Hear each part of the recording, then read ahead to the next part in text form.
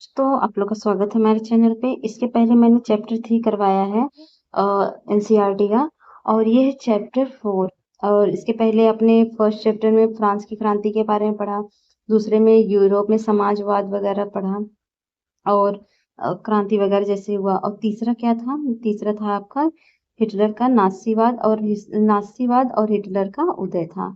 ठीक है, और ये लास्ट वाला चैप्टर है, आप लास्ट नहीं है, फोर्थ चैप्टर। ये न्यू एनसीईआरटी है। पहले तो मैं आपको ये बता दूं, न्यू एनसीईआरटी में कंसाइज है, काफी चैप्टर कम हो गए हैं और ये जो कि बाद में भी पढ़ाए जाएंगे, ऐसे नहीं ये नहीं पढ़ाए जाएंगे, और 10 में भी इंक्लूड कर दिए गए हैं। तो जो एक्स्ट्रा चैप्टर होते थे उनको रिड्यूस कर दिया गया था।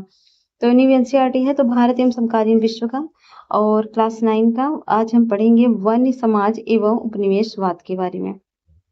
ये पूरा डिटेल एनालिसिस है, और ये जो है खासकर यूपीएससी के लिए बहुत इंपॉर्टेंट है, और जो बच्चे पढ़ते हैं 9 वगैरह में उनके लिए तो खासकर इंपॉर्टेंट है ही।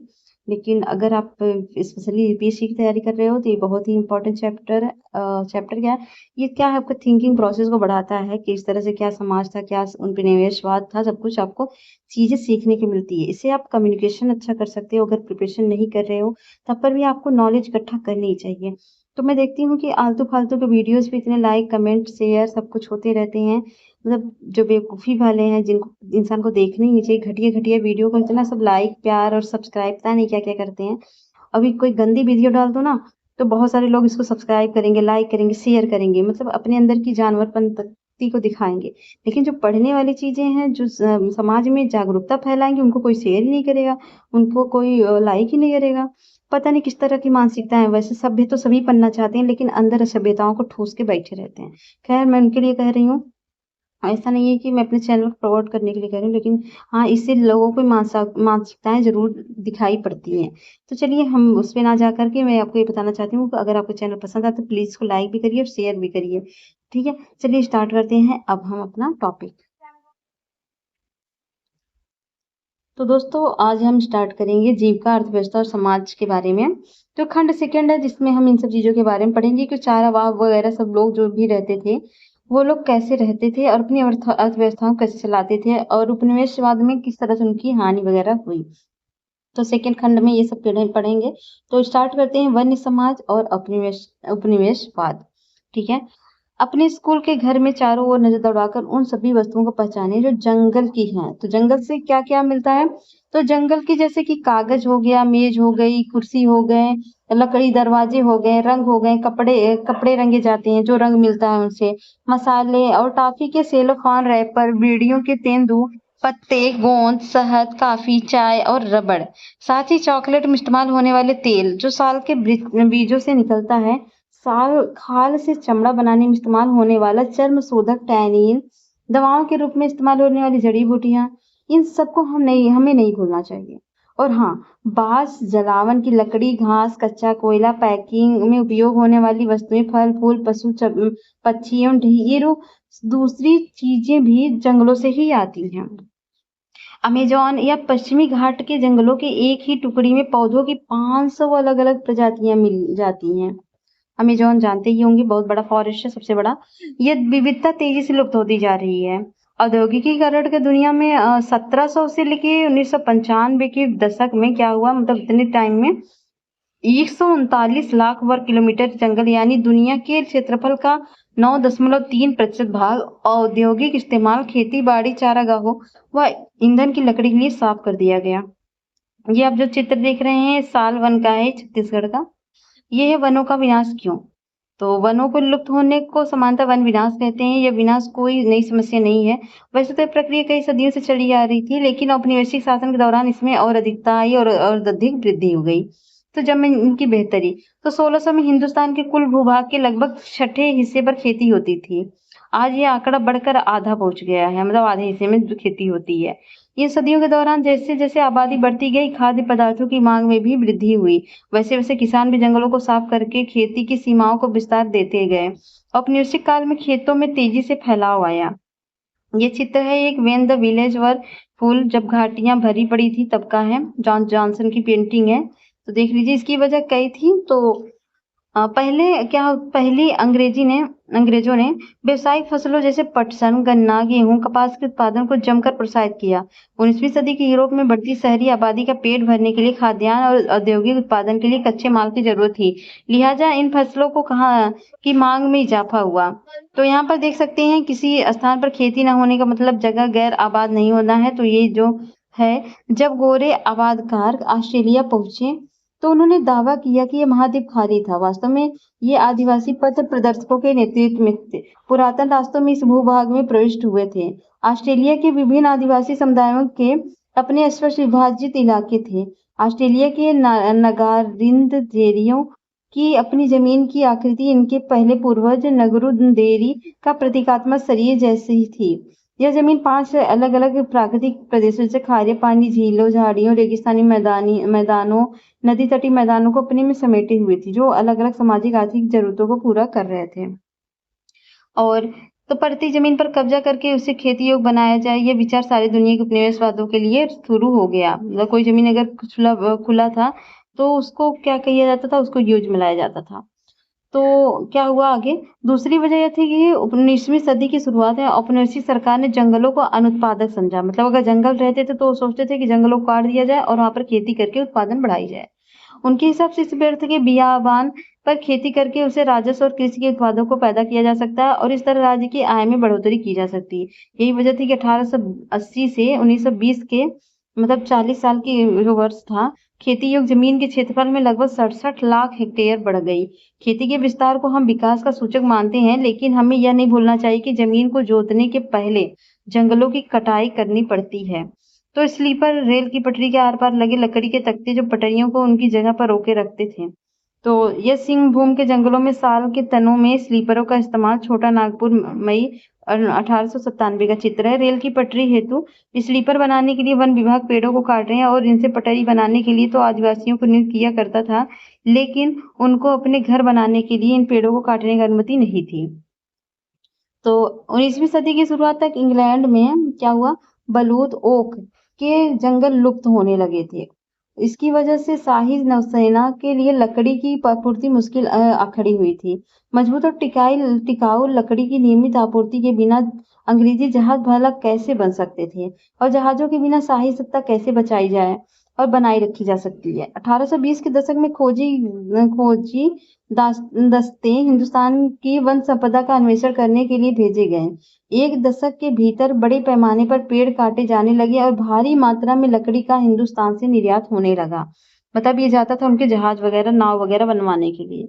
1850 के दशक में रेल लाइनों के प्रसार में लकड़ी के लिए एक नई तरह की मांग पैदा हुई। आपको पता है ना, 1953 से रेल स्टार्ट हो गया था अपने इंडिया में। तो रेल को बनाने के लिए बहुत सारी लकड़ी का यूज हुआ था। शाही सेना के आवागमन और औपनिवेशिक व्यापार के लिए रेल लाइनें अनिवार्य थी। इंजनों को चलाने के लिए ईंधन के तौर पर रेल की पटरियों को जोड़े रखने के लिए स्लीपरों के रूप में और लकड़ी की भारी जरूरत थी। 1 मील लंबी रेल की पटरी के लिए लगभग 1760 से 2000 स्लीपरों की आवश्यकता होती थी। भारत में रेल लाइनों का जाल लगभग 1860 के दशक में तेजी से फैला। 1890 तक लगभग 25,500 किलोमीटर लंबी लाइनें बिछाई जा चुकी थी। 1946 में इन लाइनों की लंबाई लगभग 7,65,000 किलोमीटर तक बढ़ चुकी थी। रेल लाइनों के प्रसार के साथ साथ बड़ी तादाद में पेड़ भी काटे गए। अकेले मद्रास प्रेसिडेंसी में 1850 के दशक में प्रतिवर्ष 35,000 पेड़ स्लीपरों के लिए काटे गए और सरकार ने आवश्यक मात्रा की आपूर्ति के लिए निजी ठेके दिए। इन ठेकेदारों ने बिना सोचे समझे पेड़ काटना शुरू कर दिया। रेल लाइनों के लिए इर्द गिर्द जंगल तेजी से गायब होने लगे। तो बांस के बेड़े कसालांग नदी में बहकर जाते हुए चिट्टागांग परतवी पट्टी, ये आप देख सकते हैं, इस तरह से भेजे जाते थे। और ये है रंगून के एक लकड़ी गोदाम में लकड़ी के तीर सहेजता हुआ हाथी। तो ये हाथी से रखवाते थे काम, क्योंकि इतने वजन लकड़ी होते थे। तो औपनिवेशिक दौर में अक्सर हाथियों का इस्तेमाल जंगलों और लकड़ी के गोदामों में भारी भरकम लकड़ी को उठाने के लिए किया जाता था। तो स्रोत क्या है इसके देख सकते हैं। मुल्तान और सुकूर के बीच इंडस वैली रेलवे के लगभग 300 मील लंबी एक नई लाइन बनाई जानी थी। 2000 स्लीपर प्रति मील की दर से। इसके लिए 10 फुट 10 इंच 10 और 5 इंच मतलब 3.5 घन फुट प्रति इकाई के लगभग 6 लाख स्लीपर की जरूरत होगी और लगभग 2 लाख क्यूबिक फीट से ऊपर लकड़ी की। इन इंजनों को ईंधन के लिए लकड़ी चाहिए। दोनों तरफ प्रतिदिन एक ट्रेन व 1 मन प्रति ट्रेन मील के हिसाब से सालाना 2,19,000 मन की जरूरत होगी। इसके अलावा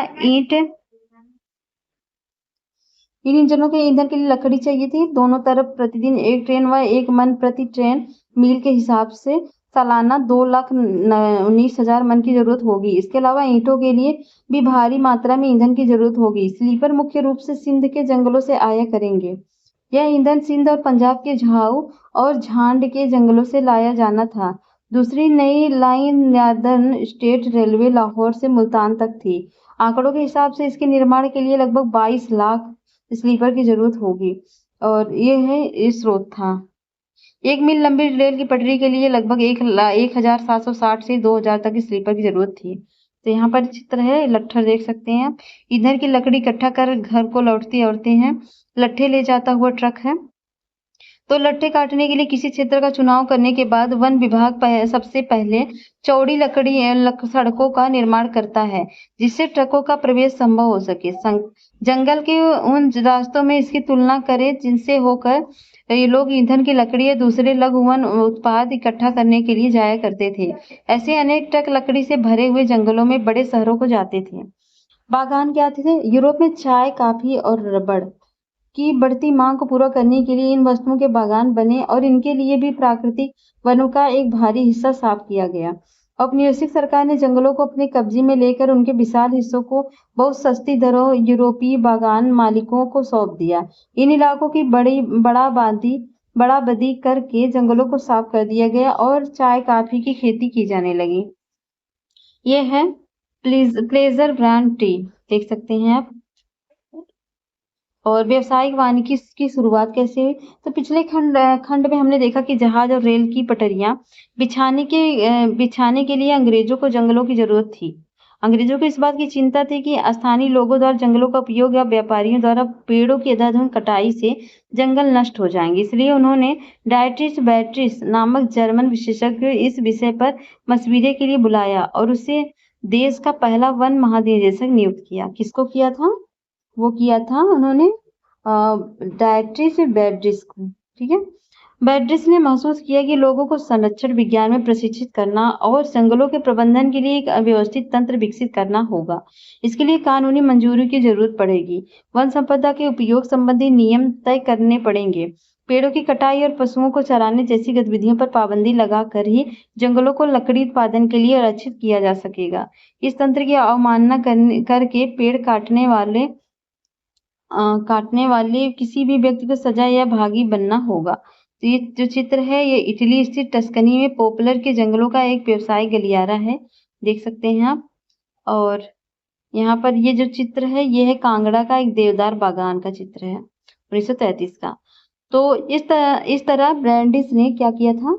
उन्होंने 1864 में भारतीय वन सेवा की स्थापना की। तो ब्रैंडिस ने क्या किया था? भारतीय वन सेवा की स्थापना 1865 में की। भारतीय वन अधिनियम को सूत्रपात करने में सहयोग दिया। इंपीरियल फॉरेस्ट रिसर्च इंस्टीट्यूट की स्थापना 1906 में देहरादून में हुई। यहाँ जिस पद्धति की शिक्षा दी जाती थी उसे वैज्ञानिक वानिकी साइंटिफिक फॉरेस्ट्री कहा गया। लेकिन आज पारिस्थितिकी विशेषज्ञों सहित ज्यादातर लोग मानते हैं कि यह पद्धति कतई वैज्ञानिक नहीं है। वैज्ञानिक वानिकी के नाम पर विविध प्रजाति वाले प्राकृतिक वनों को काट डाला गया। इनकी जगह सीधी पंक्ति में एक ही किस्म के पेड़ लगा दिए गए। इसे बागान कहा जाता है। वन विभाग के अधिकारियों ने जंगलों का सर्वेक्षण किया, विभिन्न किस्म के पेड़ों वाले क्षेत्र की नाप जोख की और वन प्रबंधन के लिए योजनाएं बनाई। उन्होंने यह भी तय किया कि बागान का कितना क्षेत्र प्रतिवर्ष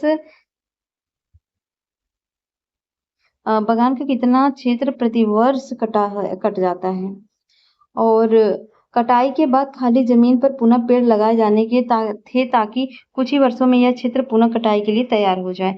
तो the imperial forest school Dehradun Bharat का देख सकते हैं खुला पहला वानिकी स्कूल है। ये the imperial forest school Dehradun Bharat का ब्रिटिश साम्राज्य में खुला पहला वानिकी स्कूल है। ठीक है। और 1865 वन अधिनियम के अनुसार होने के बाद मतलब 1865 में वन अधिनियम लागू हुआ और इसके बाद इसमें 2 बार संशोधन किए गए, पहले 1878 में, फिर 1927 में। 1878 वाले अधिनियम में जंगलों को 3 श्रेणी में बांटा गया। कौन-कौन सी श्रेणी थी? वो श्रेणी थी आरक्षित, सुरक्षित और ग्रामीण। तो सबसे अच्छे जंगलों को आरक्षित वन कहा गया और गाँव वाले इन जंगलों से अपने उपयोग के लिए कुछ भी नहीं ले सकते थे। वे घर बनाने या ईंधन के लिए केवल सुरक्षित या ग्रामीण वनों से ही लकड़ी ले सकते थे। तो वैज्ञानिक वानिकी क्या होती है? विभाग द्वारा पेड़ों की कटाई, जिसमें पुराने पेड़ काट कर उनकी जगह नए पेड़ लगाए जाएं, इसको वैज्ञानिक वानिकी कहते हैं। लोगों का जीवन कैसे प्रभावित हुआ? एक अच्छा जंगल कैसा होना चाहिए, इसके बारे में वनपालों और ग्रामीणों के विचार बहुत अलग थे। जहाँ एक तरफ ग्रामीण अपनी अपनी अलग अलग जरूरतों को, जैसे ईंधन, चारे व पत्तों की पूर्ति के लिए वन में विभिन्न प्रजातियों का मेल चाहते थे, तो वहीं वन विभाग को ऐसे पेड़ों की जरूरत थी जो जहाजों और रेलवे के लिए इमारती लकड़ी मुहैया करा सके। ऐसा लकड़ी जो सख्त, लंबी और सीधी हो। इसलिए सागौन और साल जैसी प्रजातियों को प्रोत्साहित किया गया और दूसरी किस्में काट डाली गई। तो यह है जंगलों में महुआ बीनना, मतलब लोगों द्वारा महुआ बीनना। आदिवासी या जो भी वहां पर गांव में रहने वाले लोग महुआ बीनते थे। तो ठीक है। अ, आगे है, वन इलाकों में लोग कंदमूल, फल, पत्ते आदि उन वन उत्पाद का विभिन्न जरूरतों के लिए उपयोग करते थे। फल और कंद अत्यंत पोषक खाद्य पदार्थ है। किसको किसको पसंद है भाई फल और कंद? और विशेषकर मानसून के दौरान जब फसल कट कर घर न आई हो, दवाओं के लिए जड़ी बूटियों का इस्तेमाल होता है। लकड़ी का उपयोग हल जैसे खेतों के औजार बनाने में भी किया जाता है। बांस की बेहतरी बाड़े बनाए जा सकती है और इसका उपयोग छतरी और टोकरी बनाने के लिए भी किया जा सकता है। सूखे हुए कुम्हड़े के खोल का प्रयोग पानी की बोतल के रूप में किया जा सकता है। जंगलों में लगभग सब कुछ उपलब्ध है। पत्तों को जोड़ जोड़ कर खाओ फेंको किस्म के पत्तल और दोने बनाए जा सकते हैं। किसी ने खाया पत्तल और दोने में खाना। सियादी की लताओं से रस्सी बनाई जा सकती है। सेमोर सूती रेशम की कांटेदार छाल पर सब्जियां छीली जा सकती है। महुए के पेड़ से खाना पकाने और रोशनी के लिए तेल निकाला जा सकता है। ये सूखते हुए तेंदू पत्ते आप देख सकते हैं। ठीक है, यहाँ पर चित्र है खलिहानों के अनाज लाते हुए। यहाँ पर आप देख सकते हैं किस तरह से अनाज टोकरी में बना के ले जाते थे। वन अधिनियम के चलते देश भर में गांव वालों की मुश्किलें बढ़ गई। इस कानून के बाद घर के लिए लकड़ी काटना, पशुओं को चराना, कंदमूल इकट्ठा करना, रोजमर्रा की गतिविधियां गैर कानूनी बन गईं। अब उनके पास जंगलों में लकड़ी चुराने के अलावा कोई चारा नहीं बचा और पकड़े जाने की स्थिति में वे वन रक्षकों की दया पर होते तो उनसे घूस सेटते जाते थे।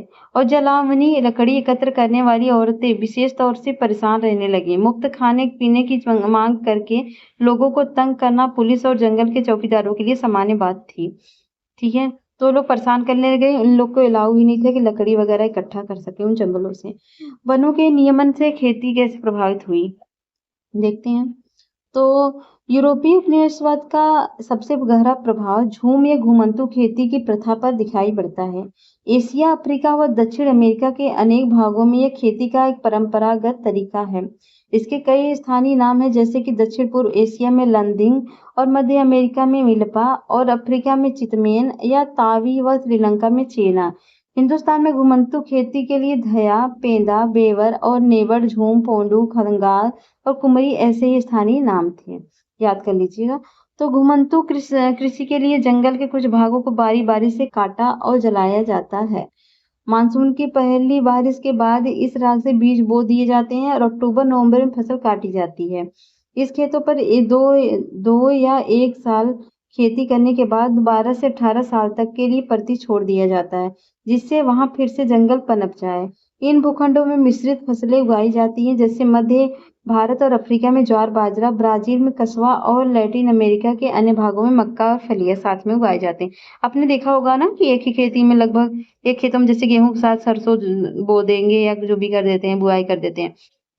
टैंगो खेती एक ऐसी व्यवस्था थी जहां किसानों को कुछ समय के लिए बागानों में ही खेती करने की आजादी थी। 1921 में बर्मा के थारवावाड़ी डिवीजन से लिए गए इस चित्र में किसान धान बो रहे हैं। लोहे के छोर वाले लंबे बांसों की सहायता से पुरुष छाती में छेद बनाते हैं और औरतें प्रत्येक छेद में धान बोती थी। ठीक है, आगे है घुमंतू कृषि के लिए जंगल के कुछ भागों को बारी बारी से काटा और जलाया जाता। मानसून की पहली बार ये तो हो गया। यूरोपीय वन रक्षकों की नजर में यह तरीका जंगलों के लिए नुकसानदेह था, मतलब जो काट के फिर आगे बढ़ जाते थे। उन्होंने महसूस किया कि यहाँ जहाँ कुछ एक सालों के अंतर पर खेती की जा रही हो, ऐसी जमीन पर रेलवे के लिए इमारती लकड़ी वाले पेड़ नहीं उगाए जा सकते हैं। साथ ही जंगल जलाते समय बाकी बेशकीमती पेड़ों के भी फैलती लपटों की चपेट में आ जाने का खतरा बना रहता है। घुमंतू खेती के कारण सरकार के लिए लगान का हिसाब रखना भी मुश्किल था। इसलिए सरकार ने घुमंतू खेती पर रोक लगाने का फैसला लिया। इसके परिणाम स्वरूप अनेक समुदायों को जंगलों में उनके घरों से जबरन विस्थापित कर दिया गया। कुछ को अपना पेशा बदलना पड़ा, तो कुछ ने छोटे बड़े विद्रोहों के जरिए प्रतिरोध किया। मतलब उनको घर तक छीन लिया गया विद्रोह। जंगल के पेंदा या पौंदू हिस्सों को जलाना। ठीक है। तो शिकार की आजादी किसे थी? तो जंगल संबंधी नए कानूनों वनवासियों के जीवन को एक और तरह से प्रभावित किया। वन कानूनों के पहले जंगलों में या उनके आसपास रहने वाले बहुत सारे लोग हिरन, तीतर जैसी छोटे मोटे शिकार करके जीवन यापन करते थे। यह पारंपरिक प्रथा अब गैर कानूनी हो गई थी। शिकार करते हुए पकड़े जाने वालों को अवैध शिकार के लिए दंडित किया जाता था। मतलब उनको शिकार करने की भी फ्रीडम नहीं थी। और जहाँ एक तरफ वन कानूनों ने लोगों को शिकार के परंपरागत अधिकार से वंचित कर दिया, वहीं बड़े जानवरों का खेत एक खेल बन गया। हिंदुस्तान में बाघों और दूसरे जानवरों का शिकार करना सदियों से दरबारी और नवाबी संस्कृति का हिस्सा रहा था। अनेक मुगल व कलाकृतियों में शहजादों और सम्राटों को शिकार का मजा लेते हुए दिखाया गया है, किंतु औपनिवेशिक शासन के दौरान शिकार का चलन इस पैमाने पर बढ़ा कि कई प्रजातियां लगभग पूरी तरह विलुप्त हो गईं। तो ये मछली मारने वाला लड़का देख सकते हैं आप। बच्चे अपने माँ बाप के साथ जंगल जाते थे और बहुत जल्दी ही वे मछली पकड़ना, वन उत्पादों को इकट्ठा करना और खेती करना सीख लेते थे। तो ये चित्र आप देख सकते हैं, ये है नेपाल में शिकार के बाद लॉर्ड रेडिंग का चित्र है।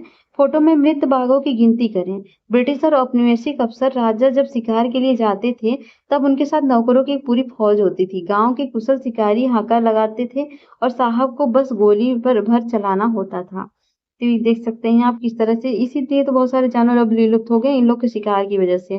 देखिए 1 2 3 4 5 6 7 8 से लगभग चीतों को मारा गया है। लगभग पूरे तो अंग्रेजों की नजर में बड़े जानवर जंगली बर्बर और आदि समाज के प्रतीक चिन्ह थे। उनका मानना था खतरनाक जानवरों को मार कर वे हिंदुस्तान को सभ्य बनाएंगे। बाघ, भेड़िया और दूसरे बड़े जानवरों के शिकार पर यह कहकर इनाम दिए गए कि इनसे किसानों को खतरा है। 1875 से 1925 के बीच इनाम के लालच में 80,000 से ज्यादा बाघ और लगभग ये 1.5 लाख तेंदुए और 2 लाख भेड़िए मार दिए गए। धीरे धीरे बाघ के शिकार को एक खेल की ट्रॉफी के रूप में देखा जाने लगा। अकेले जॉर्ज यूल नामक अंग्रेज अफसर ने 400 बाघों को मारा था। प्रारंभ में जंगल के कुछ इलाके शिकार के लिए ही आरक्षित थे। काफी समय बाद पर्यावरणविदों और संरक्षणवादियों ने आवाज उठाई कि जानवरों की इन सारी प्रजातियों की सुरक्षा होनी चाहिए, ना कि इनको मारा जाना चाहिए। तो बैगा मध्य भारत का एक वन समुदाय है। 1892 में जब उनकी घुमंतू खेती पर रोक लगा दी गई, तब उन्होंने सरकार को यह याचिका लिखी थी। हर रोज हम फाका करते हैं क्योंकि हमारे पास खाने को अनाज नहीं है। हमारे पास सिर्फ एक ही दौलत है, वह है हमारी कुल्हाड़ी। हमारे पास अपने तन को ढकने को कपड़े नहीं हैं। आग ताप कर हम ठंडी रातें गुजारते हैं। हम अब खाने के लिए मर रहे हैं। हम कहीं भी नहीं जा सकते हैं। हमने ऐसी क्या गलती की है कि सरकार हमारी परवाह नहीं कर रही थी है। कैदियों को जेलों में पर्याप्त भोजन दिया जाता है। घास उगाने वालों को उनकी जमीन में से बेदखल नहीं किया जाता है। लेकिन हम जब यहाँ कई पीढ़ियों से आए हैं, तो हमें सरकार हमारा अधिकार नहीं देती है। तो इबेरियर एल्विन, माधव गाडगिल व Ramachandra Guha this fissured land an ecological history of India में उद्धृत है। तो नए व्यापार और रोजगार और नई सेवाएं क्या हुई? तो जंगलों पर वन विभाग का नियंत्रण स्थापित हो जाने से लोगों को कई तरह से नुकसान झेलना पड़ा, लेकिन कुछ लोगों को व्यापार के लिए नए अवसरों का लाभ भी मिला। कई समुदाय अपने परंपरागत पेशे छोड़कर वन उत्पादों का व्यापार करने लगे। महज हिंदुस्तान ही नहीं बल्कि दुनिया भर में कुछ ऐसा ही नजारा दिखता है। उदाहरण के लिए 19वीं सदी के मध्य में ऊंची जगहों पर रहकर मैनियोक उगाने वाले ब्राजीली अमेज़न के मोनदूरुकु समुदाय के लोगों ने व्यापारियों को रबड़ की आपूर्ति के लिए जंगली रबड़ के वृक्षों से लेटेक्स एकत्र करना प्रारंभ किया। कालांतर में वे व्यापार चौकियों की ओर नीचे उतर आए और पूरी तरह व्यापारियों पर निर्भर हो गए।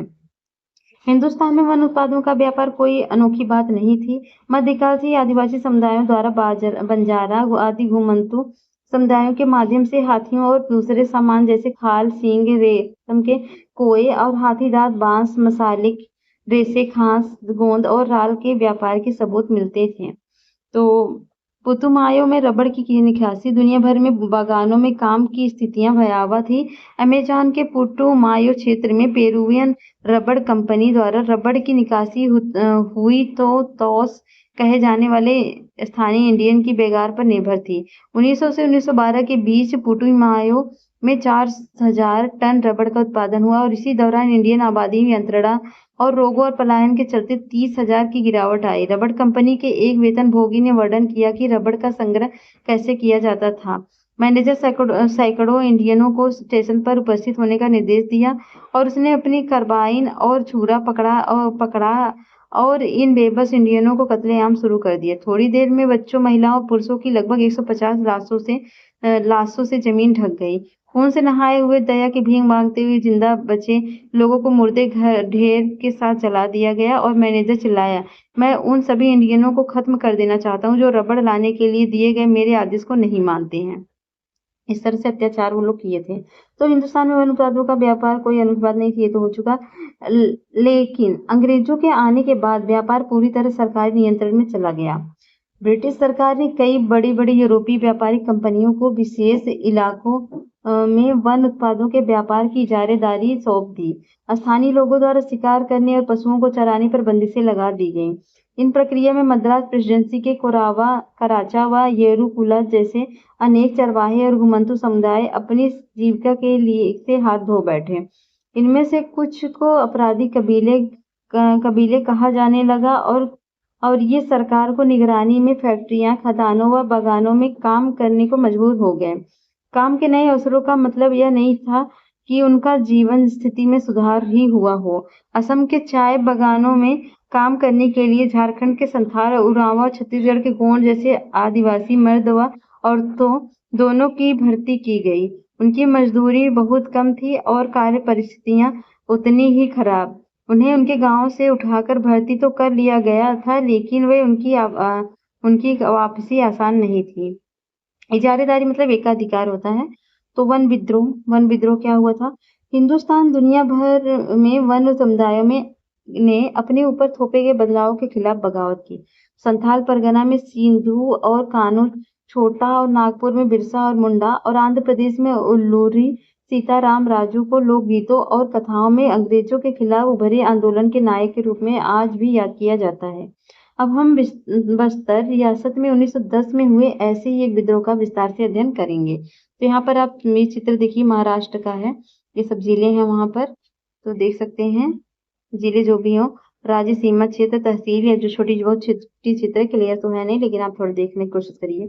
तो बस्तर के लोग का विद्रोह क्या था? तो बस्तर जो छत्तीसगढ़ में सबसे दक्षिणी छोर पर आंध्र प्रदेश, उड़ीसा और महाराष्ट्र की सीमा से लगा हुआ क्षेत्र है। किससे? आंध्र प्रदेश, उड़ीसा और महाराष्ट्र है। बस्तर का केंद्रीय भाग पठारी, इस पठार के उत्तर में छत्तीसगढ़ का मैदान और दक्षिण में गोदावरी का मैदान है। इंद्रावती नदी बस्तर के आर पार पूरब से पश्चिम की तरफ बहती है। तो ये सब याद कर लीजिएगा, छोटे छोटे पॉइंट। बस्तर में मरिया और मुरिया, गोंडा, धुरवा, भतरा और हलबा आदि अनेक आदिवासी समुदाय रहते हैं। अलग अलग जबानें बोलने के बावजूद उनके रीति रिवाज और विश्वास एक जैसे हैं। बस्तर के लोग मानते हैं कि हर एक गांव को उसकी जमीन मतलब धरती माँ से मिली है और बदले में प्रत्येक खेतिहर त्योहार पर धरती को चढ़ावा चढ़ाते हैं। धरती के अलावा वे नदी, जंगल व पहाड़ों की आत्मा को भी उतना ही मानते हैं। चूंकि हर गांव को अपनी चौहद्दी पता होती है, इसलिए ये लोग इस सीमाओं के भीतर समस्त प्राकृतिक संपदाओं की देखभाल करते हैं। यदि एक गांव के लोग दूसरे गांव के जंगल जंगल से थोड़ी लकड़ी लेना चाहते हैं तो इसके बदले वे एक छोटा सा शुल्क अदा करते हैं, जैसे देवसारी दांड या मान कहा जाता है। क्या कहा जाता है? देवसारी दांड या मान कहा जाता है। कुछ गांव अपने जंगलों की हिफाजत के लिए चौकीदार रखते हैं और जिन्हें वेतन के रूप में हर घर से थोड़ा थोड़ा अनाज दिया जाता है। हर वर्ष एक बड़ी सभा का आयोजन किया होता है और जहाँ पर हर परगने मतलब गांव के मुखिया जुटते हैं और जंगल सहित तमाम दूसरे अहम मुद्दों पर चर्चा करते हैं। तो लोगों के भय क्या थे? औपनिवेशिक सरकार ने 1905 में जब जंगलों के 2/3 हिस्सों को आरक्षित करके घुमंतू खेती को रोकने और शिकार व अन्य उत्पादों के संग्रह पर पाबंदी लगाने जैसे प्रस्ताव रखे तो बस्तर के लोग बहुत परेशान हो गए। कुछ गांवों को आरक्षित वनों में इस शर्त पर रहने के लिए दिया गया कि वे वन विभाग के लिए पेड़ों की कटाई और ढुलाई का काम मुक्त करेंगे और जंगल को आग से बचाए रखेंगे। बाद में उन्हीं गांवों को वन ग्राम कहा जाने लगा। बाकी गांव के लोग बगैर किसी सूचना या मुआवजे के हटा दिए गए। काफी समय से गांव वाले जमीन के बढ़े हुए लगान तथा औपनिवेशिक अफसरों के हाथों में बेकार और चीजों की निरंतर मांग से त्रस्त थे। इसके बाद भयानक अकाल का दौर आया 1899 से 1900 में और फिर 1907 से 1908 में वन आरक्षण में ने चिंगारी का काम किया। ठीक है। लोगों ने बाजारों में त्योहारों के मौके पर और जहां कहीं भी गई गांव के मुखिया और पुजारी इकट्ठा होते थे, जहां जमा होकर इन मुद्दों पर चर्चा करना प्रारंभ कर दिया। कांगेर वनों के धुरवा समुदाय के लोग इस मुहिम में सबसे आगे थे क्योंकि आरक्षण सबसे पहले यही लागू हुआ था। हालांकि कोई एक व्यक्ति इसका नेता नहीं था, लेकिन बहुत सारे लोग नेथानार गांव के गुंडा धूर को इस आंदोलन की एक अहम शख्सियत मानते हैं। 1910 में आम की टहनियां, मिट्टी के ढेले, मिर्च और तीर गांव-गांव चक्कर काटने लगे। यह गांव में अंग्रेजों के खिलाफ बगावत का संदेश था। हर एक गांव में इस बगावत के खर्चे में कुछ न कुछ मदद थी। बाजार लूटे गए, अफसरों को और व्यापारियों के घर लूटे गए, स्कूल और पुलिस थानों को लूटा जलाया गया और अनाजों का पुनर्वितरण किया गया। जिन पर हमले हुए उनमें ज्यादातर लोग औपनिवेशिक राज्य और उसके दमनकारी कानूनों से किसी न किसी तरह जुड़े थे। इन घटनाओं के एक चश्मदीद गवाह मिशनरी विलियम हॉवार्ड ने लिखा, पुलिस वालों, व्यापारियों, जंगल के अर्दलियों और स्कूल मास्टरों और प्रवासियों का हुजूम चारों तरफ से जगदलपुर में चला आ रहा था। भेड़ियों ने 400 लोगों को इकट्ठा कर कई सारे बकरों की कुर्बानी दी और दीवान इसके बीजापुर की तरफ से आने की संभावना थी को बीच में ही रोकने के लिए चल पड़ा। 10 फरवरी को चली इस भीड़ में भोंडिया जो जनजाति थी ने 400 लोगों को इकट्ठा करके कई सारे बकरों की कुर्बानी दी और दीवान जिसके बीजापुर की तरफ से आने की संभावना थी को बीच में ही रोकने के लिए चल पड़ा। 10 फरवरी को चली इस भीड़ ने पुलिस चौकी तथा मारंगे स्कूल जला दिया। केसलूर में लाइन व पशु अवरोधशाला और टोकापाल में भी एक स्कूल को जलाया गया। दीवान को सुरक्षित वापस लाने के लिए भेजे गए स्टेट रिजर्व पुलिस के एक हेड कांस्टेबल और 4 कांस्टेबल को बंधक बना लिया गया और एक दस्ता करंजी स्कूल जलाने के लिए छोड़ दिया गया। इस भीड़ ने गार्डों के साथ कोई बदसलूकी करने के बजाय उसके हथियार उनसे ले लिए और इन्हें छोड़ दिया। भेड़िया मांझी के नेतृत्व में बागियों के एक दल ने कोयल नदी का रास्ता लिया क्योंकि दीवान मुख्य सड़क छोड़कर उधर से आ सकता था। बाकी लोग बीजापुर से आने वाले मुख्य सड़क को बंद करने के लिए दिलमिल्ली चले गए और बुद्धू मांझी और हरदन नाइक ने मुख्य दल की कमान संभाली। तो यहाँ पर हम देखेंगे क्या हुआ आगे। ठीक है। अंग्रेज ने बगावत को कुचल देने के लिए सैनिक भेजे। आदिवासी नेताओं ने बातचीत करना चाही, लेकिन अंग्रेज फौज ने उनके तंबुओं को घेर कर उन पर गोलियां चलाई। इसके बाद बगावत ने शरीक लोगों पर कोड़े बरसाए गए और सजा देते सैनिक गांव-गांव घूमने लगे। ज्यादातर गांव खाली हो गए और क्योंकि लोग भाग कर जंगलों में चले गए। अंग्रेजों को फिर से नियंत्रण पाने में 3 महीने लग गए। फिर भी वे गुंडा धूर को कभी पकड़ नहीं सके। विद्रोहियों की सबसे जीत यह रही कि आरक्षण का काम कुछ समय के लिए स्थगित दिया गया। आरक्षित क्षेत्र को 1910 से पहले की योजना को लगभग आधा कर दिया गया। बस्तर के जंगलों और लोगों की कहानी यही खत्म नहीं होती है। आजादी के बाद भी लोगों को जंगलों से बाहर रखने और जंगलों को औद्योगिक उपयोग के लिए आरक्षित रखने की नीति कायम रही। 1970 के दशक में विश्व बैंक ने प्रस्ताव रखा कि अंग्रेज उद्योग को लुगदी उपलब्ध कराने के लिए 6,400 हेक्टेयर प्राकृतिक साल वनों की जगह देवदार के पेड़ लगाए जाएं। लेकिन स्थानीय पर्यावरणविदों के विरोध के फलस्वरूप इसी परियोजना को रोक दिया गया। आइए अब हम एशिया के एक और हिस्से इंडोनेशिया की तरफ चलें और जरा देखें कि इसी वक्त यहाँ क्या हो रहा था।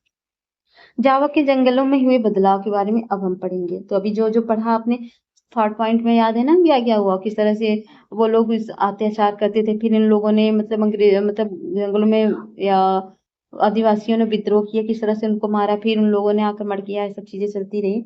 तो जावा की बात करें तो जावा को आजकल इंडोनेशिया के चावल उत्पादक द्वीप के रूप में जाना जाता है, लेकिन एक जमाने में यह क्षेत्र अधिकांशतः वनाच्छादित था। इंडोनेशिया एक डच उपनिवेश था और जैसा कि उपनिवेश क्या है, वहां पर डचों का शासन था।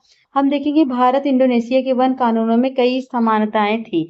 इंडोनेशिया में जावा ही वह क्षेत्र था जहां डचों ने वन प्रबंधन की शुरुआत की थी। अंग्रेजों की तरह वे भी जहाज बनाने के लिए जावा को लकड़ी हासिल करना चाहते थे। सन 1600 में जावा की अनुमति आबादी लगभग 34 लाख थी। हालांकि उपजाऊ मैदानों में ढेर सारे गांव थे, लेकिन पहाड़ों में भी घुमंतू खेती करने वाले अनेक समुदाय रहते थे।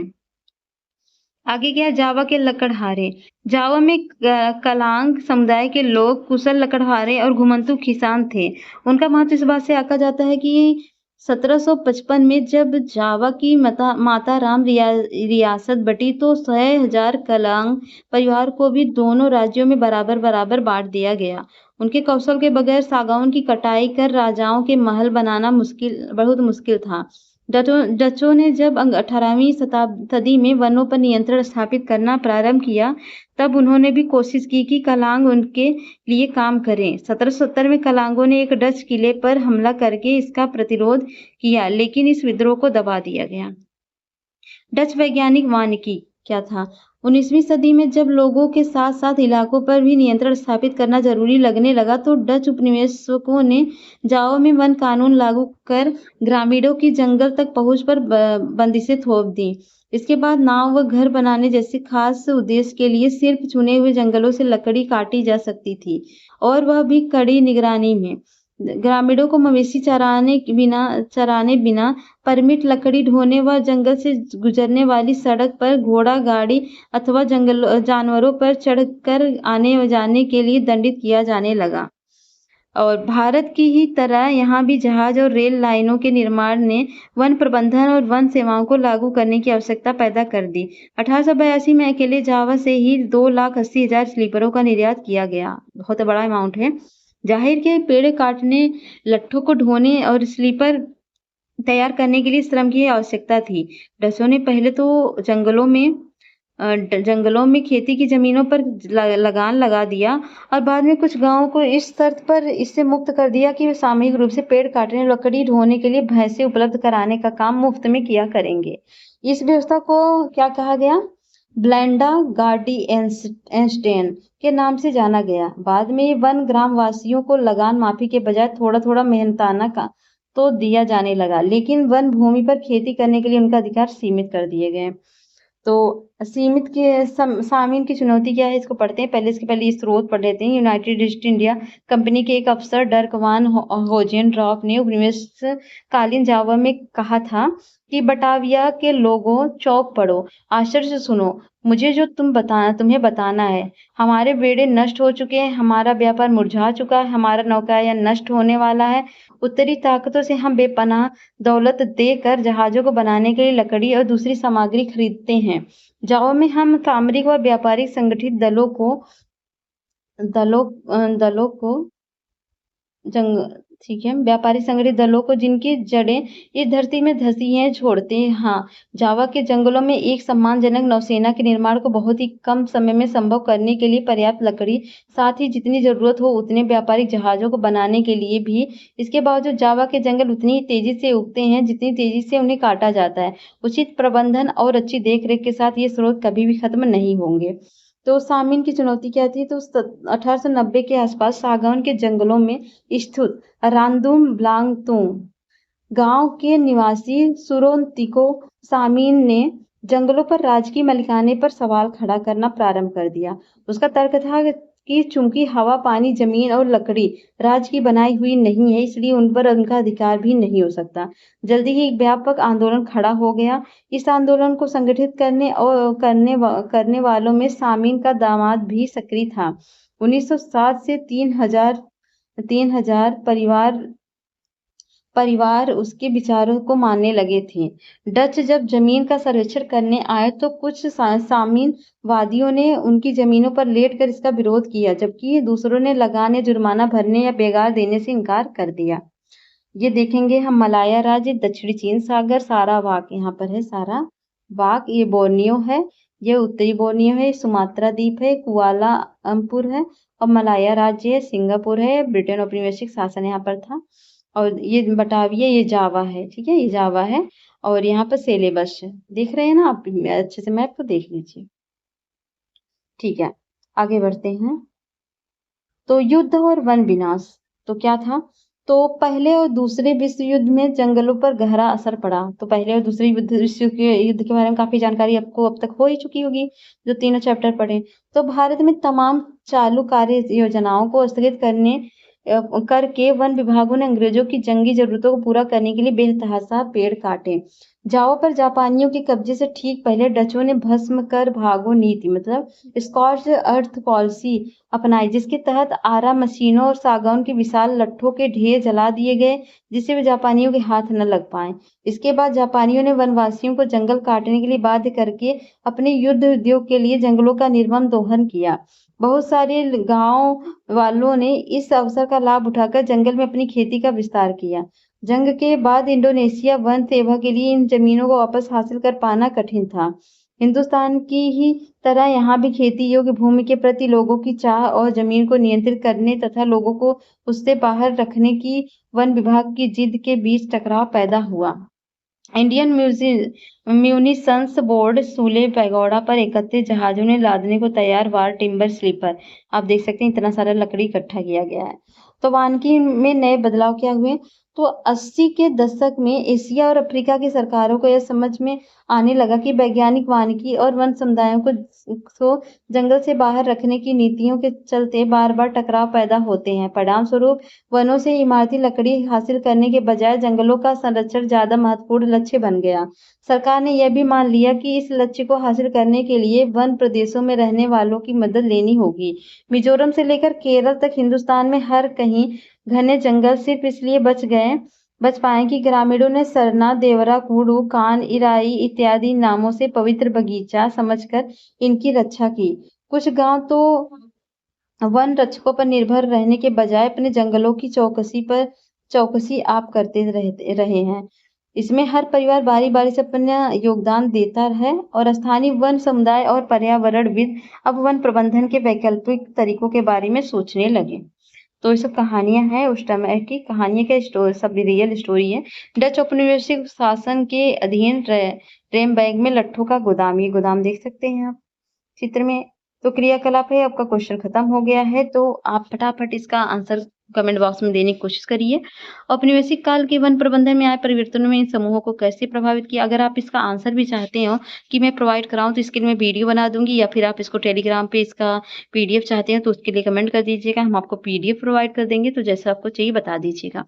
तो चलिए इसका आंसर देने की कोशिश करिएगा। मिलते हैं नेक्स्ट वीडियो में नेक्स्ट चैप्टर के साथ। तब तक के लिए जय हिंद, जय भारत। और जाने से पहले हमारे चैनल को लाइक, शेयर, सब्सक्राइब जरूर करिएगा।